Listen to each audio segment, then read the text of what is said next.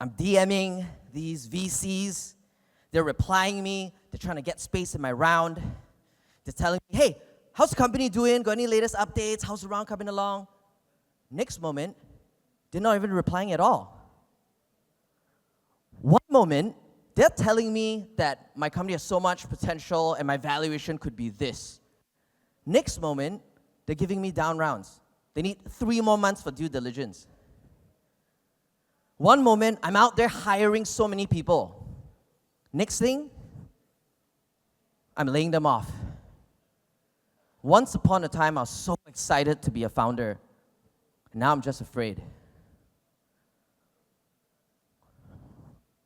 Sorry, let me go back. What are we going to do? What am I going to do? Every single week now, I've got conversations with a lot of my founders. Conversations are not easy conversations. I would say that this whole conference so far has been so enriching from a lot of macro views. But at the same point, although Southeast Asia is at a crossroads, so is each and every one of the founders in this room. To take control over this situation, a lot of us are going out to the news. They're coming to conference here like Tech in Asia. We're trying to understand what's happening.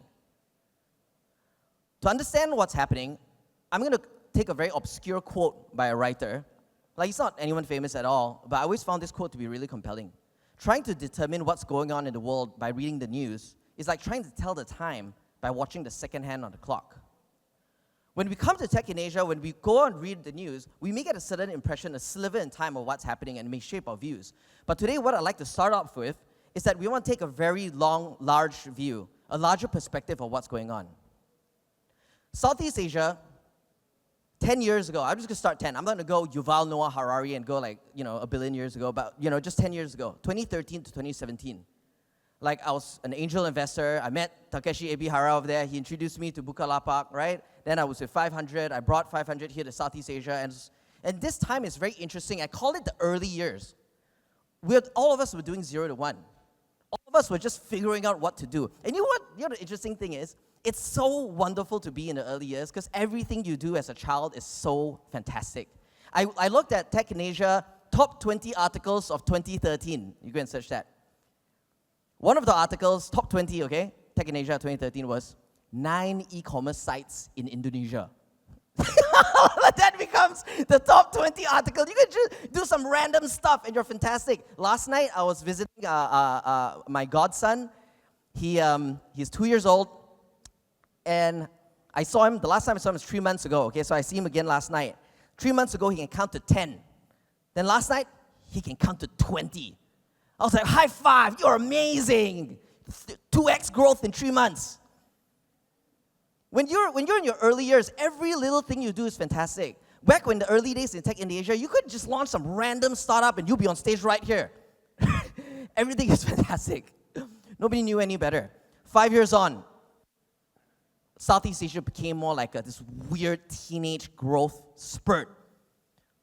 You look at the Tech in Asia articles. So-and-so startup launched the largest seed round ever in Southeast Asia. Next article, next month, largest seed round in Indonesia. Next one, we just raised the largest Series A in logistics. You know what I mean? Everyone's out to show, everyone's out to prove, everyone's out to chest thump. You want to be cool, do the cool thing. Startups became so cool. But now we're getting schooled. Now we're learning some harsh lessons.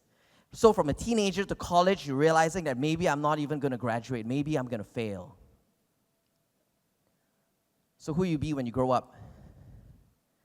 If Southeast Asia is a collection of founders, what are we learning now in this period that will inform us how we mature? I'm going to give you a quick, super little example. A friend of mine, he used to do government programs in public schools, hackathons, workshops.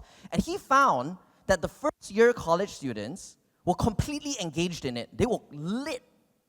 But the final year students, some of them didn't even want to show up, and their energy was very low. Why? They were afraid, oh, what's going to go on my LinkedIn? Am I going to get a job? So we're coming into a tougher market. And yes, we were a bit crazy in our teenage years. We were spending a bit too much money. Okay, right? And now maybe a lot of us are a bit scared, so maybe we want to slow down. Is that really the lesson? Are you going to be more tame in the next 5 years? As we grow older, are we getting more scared of life? Are we going to get older and bolder? In a moment like this, are we going to shrink and cower? Are we going to think our way through? Are we in flight mode right now? Are we in fight mode?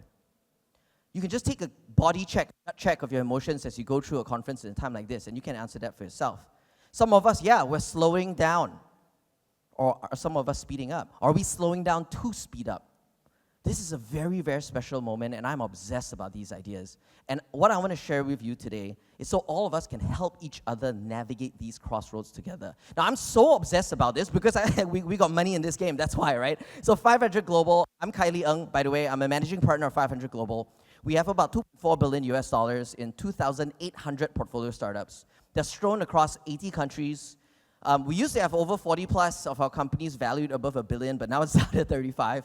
But we got 160 of them valued more than 100 million to $1 billion as well, and we really want to work on these companies. More importantly, in Southeast Asia, we've done over 350 startups. From the early years vintage, in just like 2014, 15, and 16, we have Grab, Buka, eFishery, Qasem, Carousel, FinXL, and they've done well, but they have a lot more they want to prove as well. So I'm obsessed about this, right? Because I want all of us to win. So I'm going to share 5 big ideas for the next 5 years. And some of these big ideas are actually really, really small. They're like nano-sized. But I think that they're very, very important. First one, it's an idea that's taken from hedge funds, public markets. Some of you who dabble in that world, right? You see Teddy nodding his head there, right? You talk about the beta of the market, right? The market risk. Then a lot of people want to chase alpha. They want to beat the market with their hedge fund strategies. But in the world of startups, no one's playing beta. Do you know what startup beta is? It's shit. Startup beta is failure. Even venture beta is terrible. The first, the 2000s in the US, okay, 90% of venture capital returns came from only 20 funds. So if you think about that, you don't want beta. The game we've always been playing is alpha. This is why a lot of the general news, the general ideas, they don't apply to you. Startups don't play for beta. You're playing for alpha. You're playing to be the exception to the norm.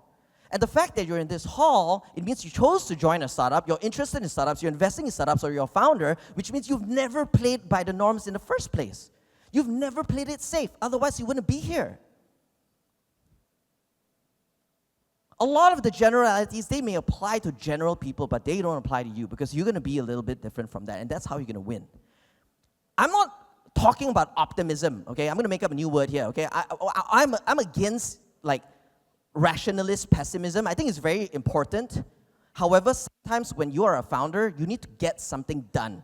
And being realistic gives you a little bit less options. It gives you some good options, but there's a space that goes beyond optimism and pessimism, and that's relentlessism. If you're completely relentless, you're going to create new options. So I'm not going to play a game of perspective. I'm going to be relentless. Every day when I wake up and scratching my head, I'm showering or whatever, I'm trying to think of a way out. That relentlessness defines you as a venture investor helping your companies or a founder. So play the game of alpha. Play the alpha game. Chase that alpha, not the beta of startups. Number 2. Once upon a time, in the early years, a lot of us here who are building companies, Ilya, I see you there, Rinkas, best company in the world, if you're building companies in the early days, you would really follow Google or Facebook. You'd be like, ooh, Google's got the 80-20 rule. Maybe I'll give my engineers 20% time to do what the hell they want. They got beanbags. Moffitt's going to have beanbags too, right? Facebook, move fast, break things. Okay, let's just break some stuff. Totally okay. We used to obey Google and Facebook like they were the lords of advice on how we should build our startups. But they're getting their ass kicked.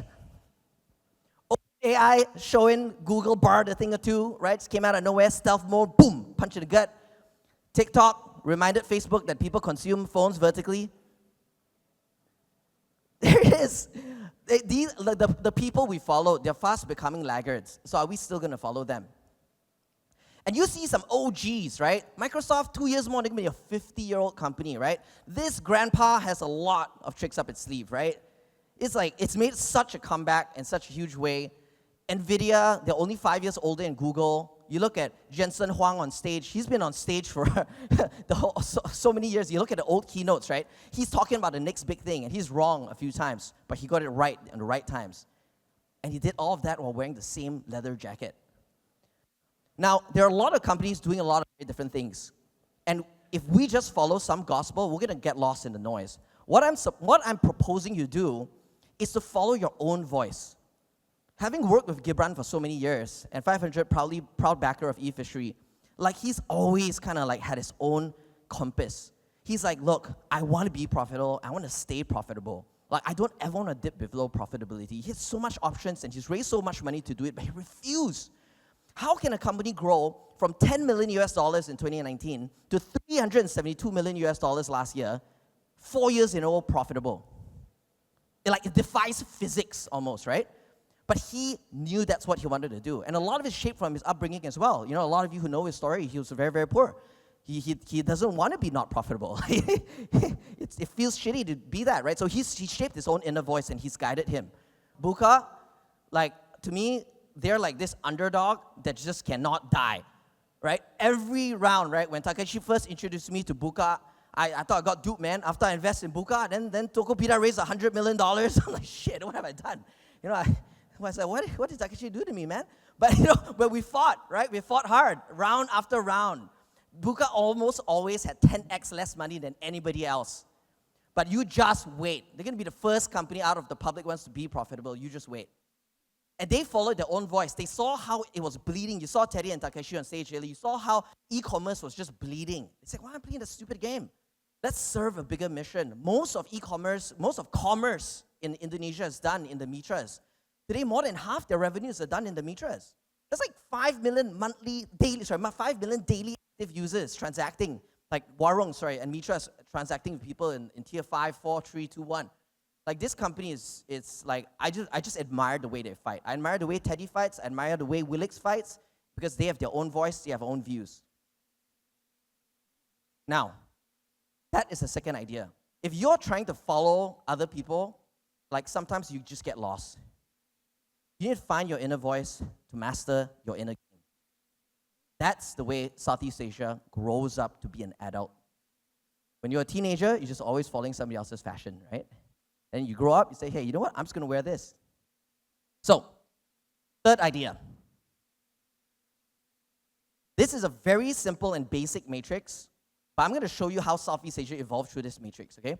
This shows high-cost initiatives, low-cost initiatives that yields high result or low result. In the early years of Southeast Asian startups, we don't know if there's going to be a Series B investor. Because there's no Series C investor, we don't know where the next money is going to come from. So, Teddy talked about this earlier. Seed, Series A, B, you just hire anyone that moves. You know, your friends got 4 arms, 4 legs, okay, can see, can read, literate. Okay, join, right? You're my friend, join my company. What role? I don't know. Okay, you be the CFO. It's okay. What, you don't know what a balance sheet is? It's okay, it's okay. We learn together, okay? So, you just keep costs low. You do stuff, and you realize a lot of stuff is not getting results as well. But over time, check it out. You find the hack. To use Bukalapak example again, Willix was on stage. This was before he joined Buka. He was on stage just like this. And he was talking about growth hacking. Yeah, you heard that word 5 years ago, I know. Growth hacking, right? He was talking about growth hacking. Why? Because he's looking for the low-cost, high-result stuff.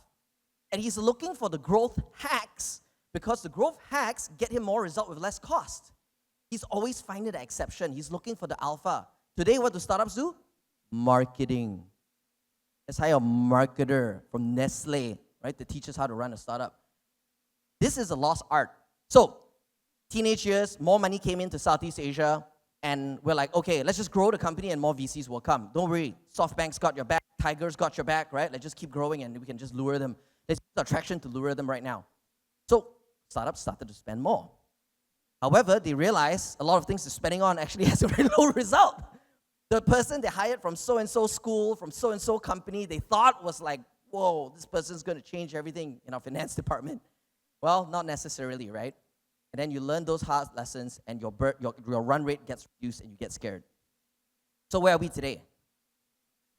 If we don't do this, we're dead. This is all you can afford right now. we got rid of all the high-cost stuff, right? So either you do some kind of low-cost, high-result stuff, or you are out. I suggest all founders over here to really look at each and every person on their team, every initiative they're spending on, and just put it on the damn matrix. It's simple, but it works. And you see which is giving you the results. So we need to bring back the hack. That's the third idea. Bring back the growth hack. What do I mean by hack?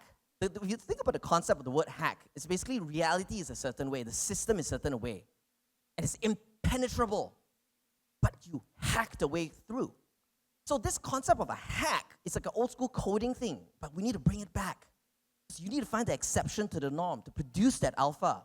And what I'll say is that, hey, you're feeling down about VC money? Guess what? There's a more important money in town, and that's called customer money. Ask your customers, hey, what do you want from us? What else do you want? How else can you ignite more? How else can you give us more money? Actually, in fact, I'll tell a quick personal story. So I used to run a research company. A lot of people don't know this, right? But I founded actually a research company before. It was a media company. And for 2 years, when I ran this research company, my clients didn't give me too much money. So one day, I just asked one of my customers at Nestle, ironically, I said, yo, cool, how come you're not giving me more budget? How can I get more money from you? He's like, oh, my research budget is like this, but my media budget is like that. I'm like, oh, okay. So I went back and I created a news company, and I went back to him and said, hey, I want your media budget, right? And that became my media company, which was my first exit, right? So finding customer money is more valuable than VC money. Growth hacking is what you're going to need now more than marketing. And it's increasingly difficult to find people who are even trained in it that way, to really think of the hack. Lastly, fighting corporate creep. Give you a real story. Just 4 days ago, one of my founders, one of my close friends as well, he kind of like reduced costs in one expensive market and created a Malaysia office. He hired like 30 over people in this Malaysia office. And I said, where's your new office? He said, not Bangsa South. So for those of you who are not Malaysian over here, Bangsa South has some corporate buildings, right? And a lot of startups are actually working in Bangsa South because it's a nice corporate building, you know, Alibaba, whatever is over there. But he doesn't want to do Bangsa South. I said, why not Bangsa South? He said, oh, I'm going to this other place. I'm like, okay, well, why not Bangsa South? And he told me the last time he moved his office from one grungy place into Bangsa South, his staff members started to look at the other corporates in Bangsa South, and they're driving like, oh, I'm driving this like Myvi or Proton or whatever, and then this other schmo is driving a Tesla, right? And then you start thinking, shit, I need to get a Tesla, right? And then you're looking around, other people are wearing suits, wearing nice things. You're like, hey, maybe I need to get some nicer pants, some nicer shoes. Then over time, you're just surrounded by this like collective corporate mind frame, and his burn started to increase. And his startup started to think, the team started to think very differently. So right now, when he's got a chance to do it again, he's not going anywhere near a corporate building. So in terms of bringing back the hack, I think it's very important to bring back some of the OG startup flavor to be able to find your way through. Okay. I'll give you one last example of this, bringing this back, right? This is a picture of Carousel. They moved their office from fancy Keppel Tower in Singapore. They moved it back to Block 79. Block 71 was where Carousel was founded. So it's like a homecoming. And if you see Sirey, Marcus, and Lucas walk through that office, they feel like they're home. Like this was originally who they are. The Keppel Tower building, like that office building, was not who they were. And look at that, right here, there's these lines on top. Those are lights. The entrance lights fixture is made out of the used IKEA legs from their old tables. This is an example of many, many startups returning to their roots, right? I invite you to do the same. Now, for the fourth and fifth one, I'm going fairly quickly. When I say look beyond Southeast Asia, I want to destroy a myth over here. And everyone likes like, oh, Southeast Asia, brightest spot, whatever. But beyond Southeast Asia, depending on your business, there are many beautiful, beautiful markets. If you look at the older generation of companies, the first generation of tech companies, you know, like I've got some friends from Petronas here in the crowd, right?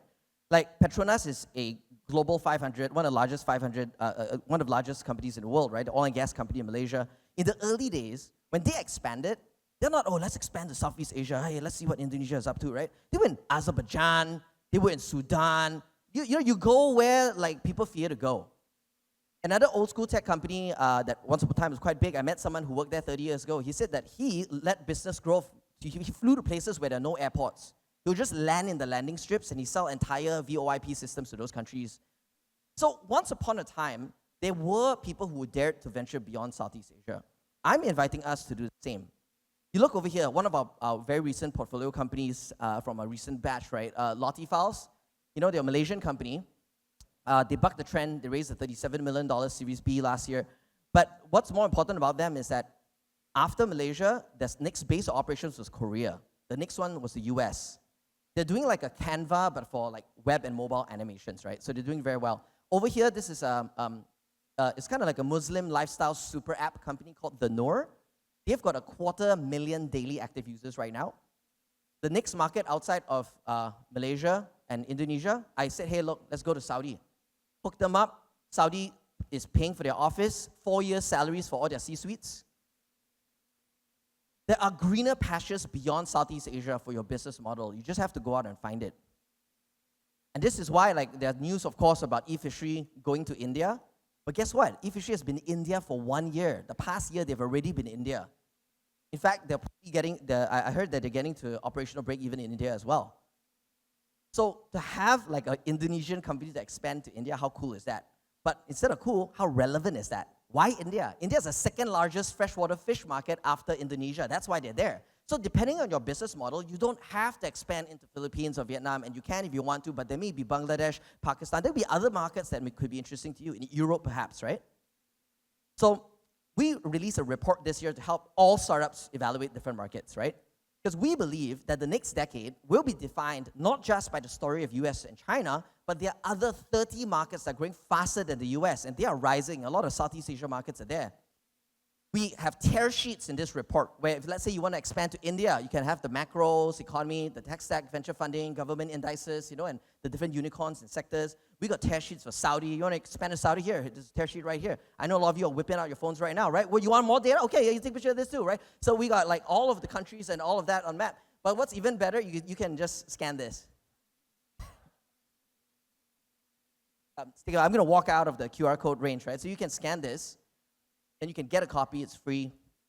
It's cool. It's got over 100 slides in there, and it tells the story of like the internet and how it was created, how the value was created, and what's next. But also a lot of these tear sheets of these markets.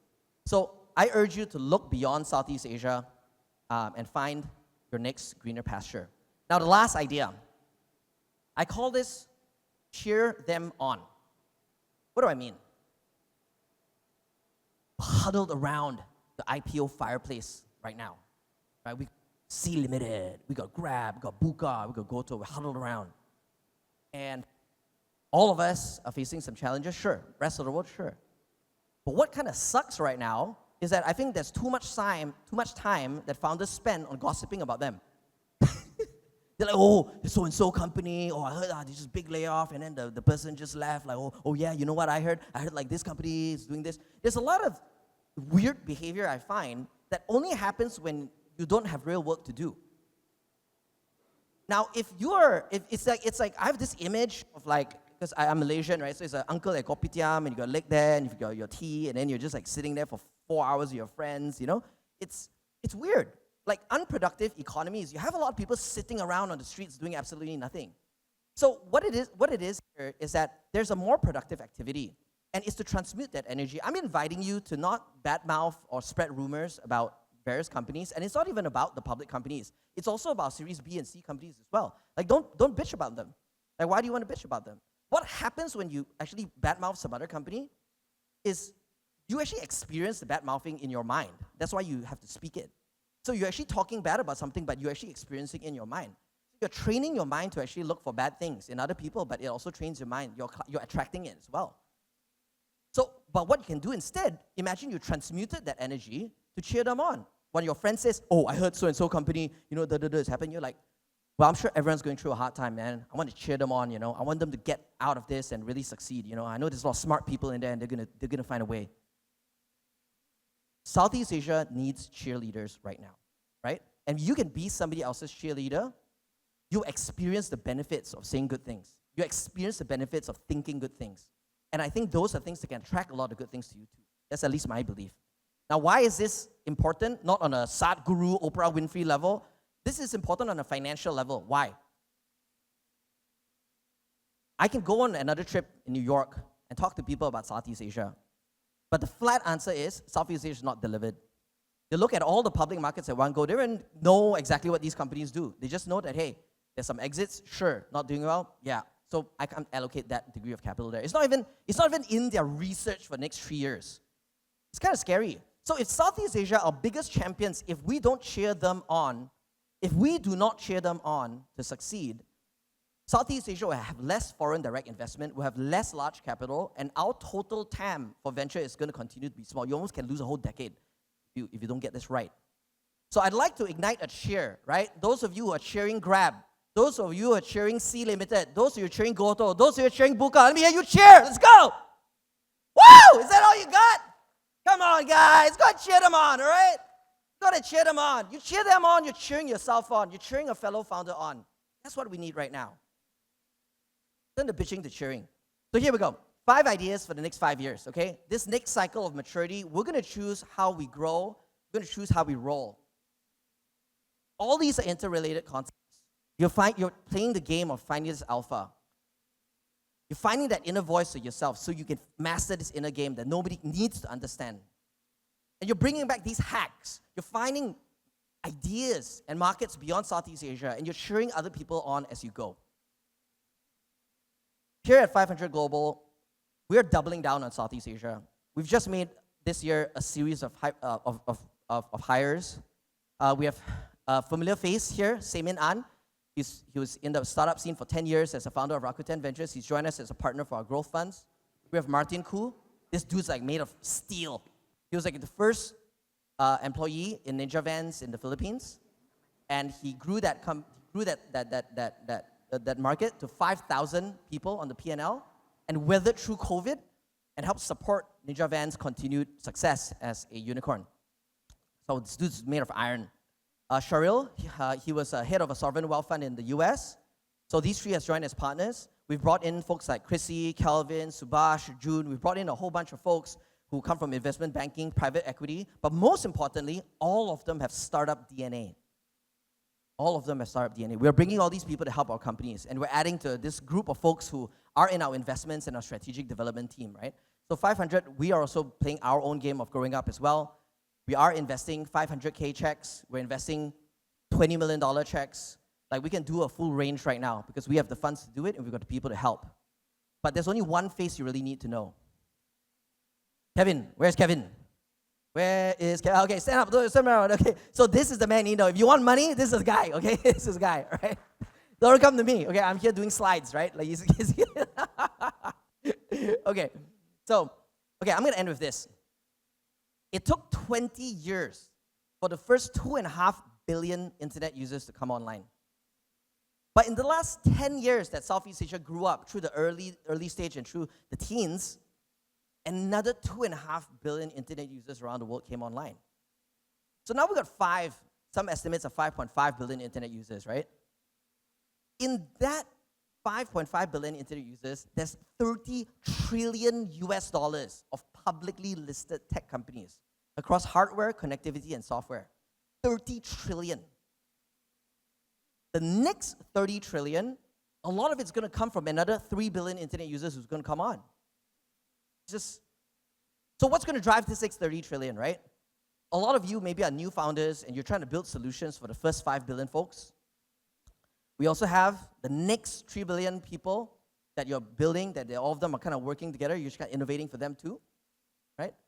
But when the next 3 billion people come on and how they interact with the first 5 billion, that's going to create a new world of opportunity. So I really respect like e-fishery that takes digitalization and technology to farmers. I really respect Bukalapak because they're taking technology to like a broader mass audience. Now, if a lot of you in the room want to build something for someone, there's another 3 billion people waiting to have it from you. And they're all in tier 2, 3, 4, 5 cities, right? So I just leave you with that thought. There's 130 countries with startup investment activity right now. And out of these 130 countries, 55 countries has at least one unicorn. So this global technology game we're playing, we are a big part of it. Out of the 30 rise economies in that report, you'll see that Indonesia, Philippines, Vietnam, Pakistan, I read wrongly, Singapore, Malaysia, all these markets in Southeast Asia is a big part of this story too. And I would say if we mature well and we grow into our own shoes, we will deliver on being a bright spot in Southeast Asia. Thank you very much.